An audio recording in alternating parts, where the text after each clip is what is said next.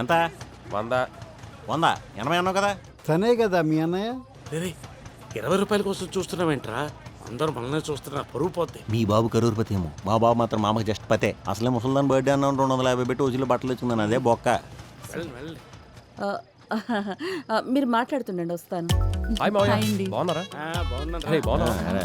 బాగున్నా వదినా? ఇది వేసుకోవాలా? జాబ్లో రావచ్చు కదరా. నువ్వు కారు పంపించవచ్చు కదా అమ్మ బర్త్డేకి. డబ్బులు ఏమన్నా తక్కువయ్యా? డిగ్రీ పాస్ అయితే నీ దగ్గర ఉండేవి.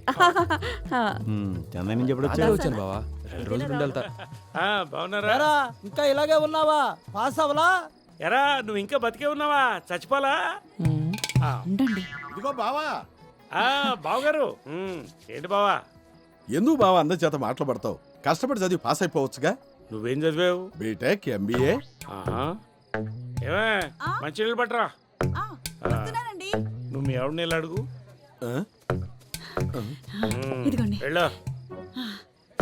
డిగ్రీలు పాస్ అయినాడు కాదు గొప్పాడు, పెళ్ళాన్ని గ్రిప్పులో పెట్టుకున్నాడు గొప్పాడు. డిగ్రీలు పాస్ అయ్యాడట, తోకలో డిగ్రీలు.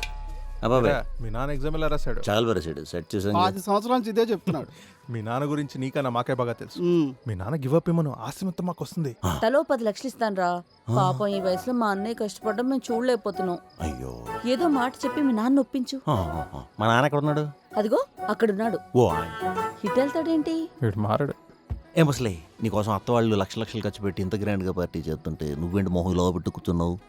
అంత డబ్బు ఖర్చు పెడితే ఏముంది లేరా? ఆ మొహాలేంటి, ఆ మ్యూజిక్ ఏంటి? చచ్చిపోతున్నాను. నచ్చలేదా? ఇప్పుడు చూడు,